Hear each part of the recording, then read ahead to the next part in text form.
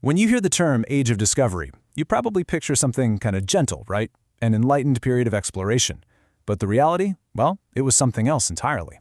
This era was the explosive and often incredibly violent beginning of our modern interconnected world.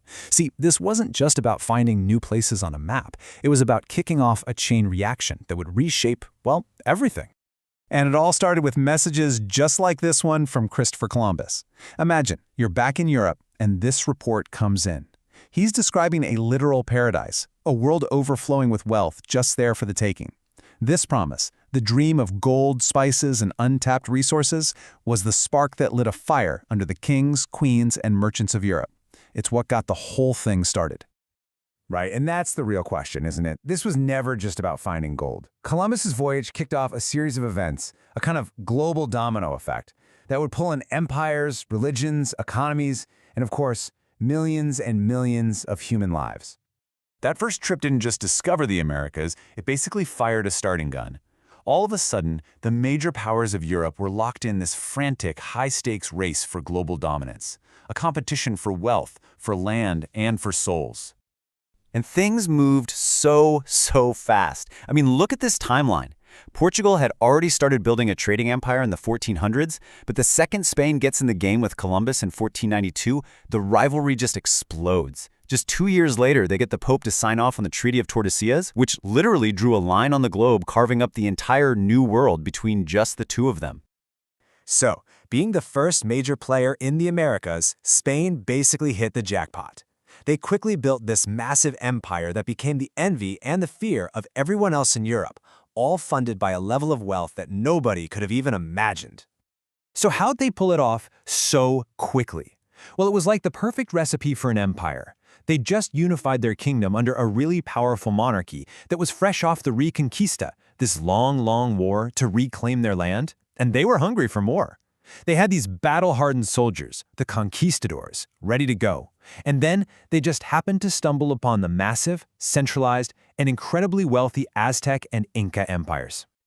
All that gold and silver starts pouring back into Spain, and it funds this incredible cultural explosion, their Siglo de Oro, or Golden Age. This new wealth is what paid for legendary art and masterpieces of literature like Don Quixote. It didn't just change Spain, it changed all of Europe.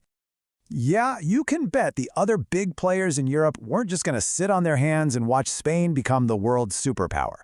England, France, the Dutch, they all scrambled to get their own piece of the action, and they started challenging Spain everywhere they could. And you have to remember, this rivalry wasn't just about money. At the same time, the Protestant Reformation had completely shattered the religious unity of Europe. So now colonization also becomes a holy mission. Catholic Spain saw it as their duty to spread the faith, while new Protestant countries like England saw it as a chance to build a safe haven from Catholic power and push back against Spain. This whole clash of religion and empire really came to a head in 1588. Catholic Spain sent its gigantic armada, this massive fleet, to crush Protestant England once and for all. And its shocking defeat, that was way more than just a military victory. It sent a message to the entire world that Spain was not invincible. The seas were now open for business. So the English jumped right in, and you get this huge contrast. On one side, you've got the sales pitch, promoters promising riches, glory, and religious freedom in this new paradise. But on the other side, you get the brutal reality. This first-hand account from Jamestown describes a total nightmare of mere famine and cruel diseases. I mean, only 38 people survived that first winter. It just shows the insane gap between the dream and the reality. All this competition meant that everyone developed their own playbook. Spain, as we see here, was all about conquest and extraction, taking over big empires to get gold and silver. But then you have France and the Netherlands. They played a totally different game. Their empires were built mostly on trade, especially the fur trade. And to do that, they had to build these complex alliances with Native American groups, which created a very different kind of colonial world. Okay, but the rivalries between empires, that's only part of the story. The real game changer, the thing that went far beyond politics, was the biological and cultural collision that happened when these two halves of the world met for the first time. It changed life on a planetary scale. We call it the Columbian Exchange. The easiest way to think about it is like a brand new two-way superhighway suddenly opening up across the Atlantic Ocean. And the things that started traveling back and forth on that highway would change everything, from what people ate to how they lived to the very landscape of the Earth. So what's coming from the Old World, from Europe and Africa, to the Americas?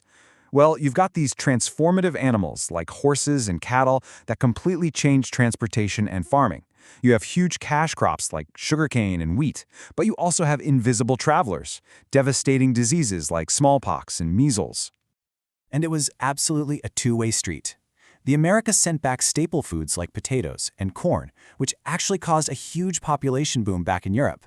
And, of course, things like tobacco and chocolate that changed cultures forever. Seriously, can you even picture Italian food without tomatoes? Before this exchange, they didn't have them.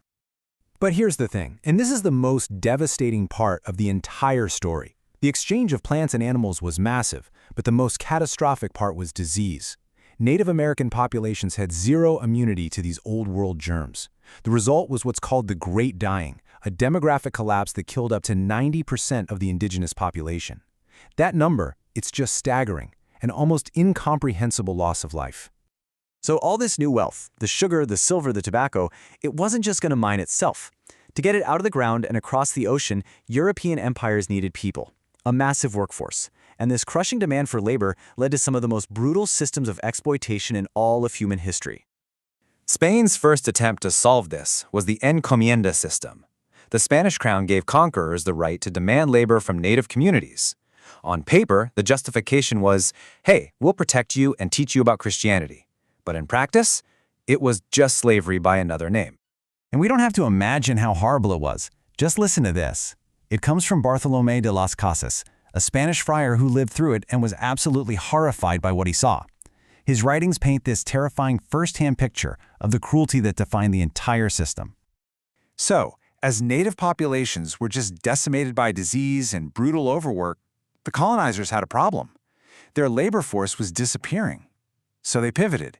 They turned to another source of labor and dramatically expanded the transatlantic slave trade to bring enslaved people from Africa to work the mines and plantations of the Americas. You have to understand, sugar was the oil of this era. It was the hugely profitable cash crop that drove the global economy. And as you can see, the process was dangerous and absolutely grueling. Every single step, from cutting cane by hand in the blistering sun to boiling it in scorching hot mills, was powered by the forced labor of enslaved Africans. This created a bottomless demand for more people, fueling the slave trade for centuries. So what was the big idea driving all of this? It was an economic theory called mercantilism.